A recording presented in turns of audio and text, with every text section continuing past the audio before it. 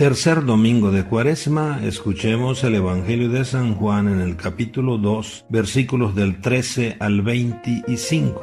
Cuando se acercaba la Pascua de los judíos, Jesús llegó a Jerusalén y encontró en el templo a los vendedores de bueyes, ovejas y palomas, y a los cambistas con sus mesas. Entonces hizo un látigo de cordeles y los echó del templo con todo y sus ovejas y bueyes. A los cambistas les volcó las mesas y les tiró al suelo las monedas. Y a los que vendían palomas les dijo: quiten todo de aquí y no conviertan en un mercado la casa de mi Padre. En ese momento sus discípulos se acordaron de lo que estaba escrito: el celo de tu casa me devora. Después intervinieron los judíos para preguntarle: ¿qué señal nos das de que tienes autoridad para actuar así? Jesús les respondió: destruyan este templo y en 3 días lo reconstruiré. Replicaron los judíos: 46 años se ha llevado la construcción del templo y tú lo vas a levantar en 3 días. Pero él hablaba del templo de su cuerpo. Por eso, cuando resucitó Jesús de entre los muertos, se acordaron sus discípulos de que había dicho aquello y creyeron en la Escritura y en las palabras que Jesús había dicho. Mientras estuvo en Jerusalén para las fiestas de Pascua, muchos creyeron en él al ver los prodigios que hacía. Pero Jesús no se fiaba de ellos porque los conocía a todos y no necesitaba que nadie le descubriera lo que es el hombre,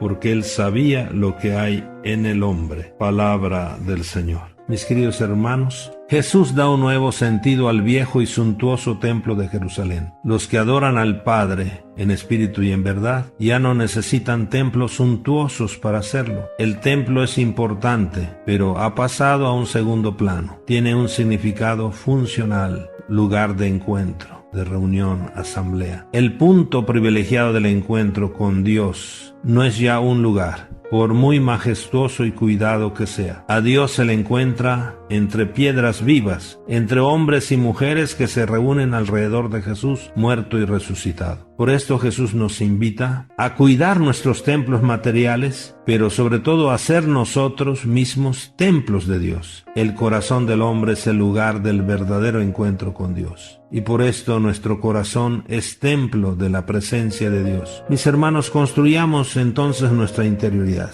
Sigamos fortaleciendo y construyendo nuestros corazones. No hagamos de nuestro corazón un mercado. Revisemos nuestros compromisos en nuestro caminar hacia la Pascua. Recuerden, la primera semana, vencer la tentación, pero es la conversión y creer en el Evangelio, y lo concreto, vencer al tentador. La segunda semana, escuchar a Jesús para transfigurar nuestra vida. Y en este tercer domingo, ser templos nuevos, construir nuestra interioridad. Cuando Jesús protesta, podemos decir hasta violentamente, contra los abusos que se cometían en los atrios del templo, no lo hace solo contra tales abusos, sino que lo hace también proféticamente contra el culto mismo que se daba en el templo. Él se pone como alternativa del culto antiguo. Está ya agotada su función, que era la de orientar a todos hacia Cristo como definitivo punto de presencia y de encuentro con Dios. Con Jesús había llegado entonces el momento del culto en espíritu y en verdad,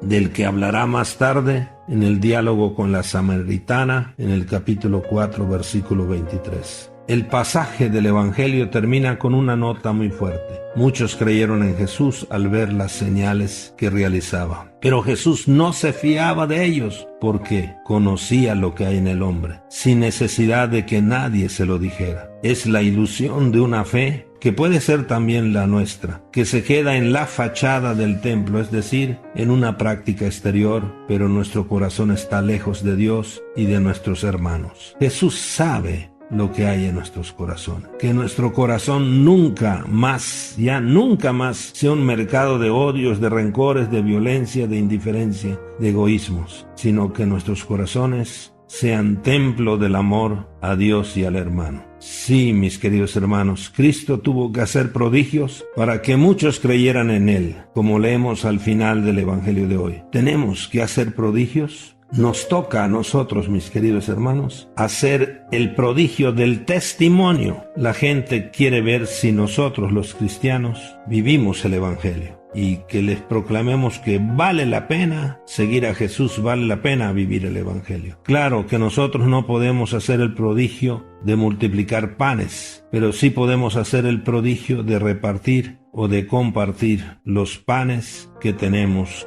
con aquellos hermanos que no tienen pan. Por supuesto que nosotros no podemos sanar milagrosamente a los enfermos, resucitar muertos, pero sí podemos hacerle una visita al enfermo para consolarlos o ayudarlos, para que también apoyarlos, para que puedan comprar las medicinas que necesitan. Es obvio que nosotros no podamos decirle a los inválidos, levántate y anda, pero sí podemos ayudar para unas muletas o para una silla de ruedas. Es decir, nuestro amor, según el Evangelio, tiene que ser concreto. Igualmente, claro es que nosotros no podemos hacer que los muertos se levanten de sus tumbas, pero sí podemos ayudar a los vivos que se levanten de sus vicios o de su extrema pobreza o de sus desalientos, que son otras maneras de estar muertos en vida. Seamos entonces templos del amor de Dios. Que nuestra participación en las Eucaristías y nuestro amor fraterno nos ayuden a ser templos vivos de la presencia de Jesús en nuestras vidas. Cuidemos y respetemos nuestros templos materiales y que nuestro corazón sea un verdadero templo donde reina el amor de Dios. Mis queridos hermanos,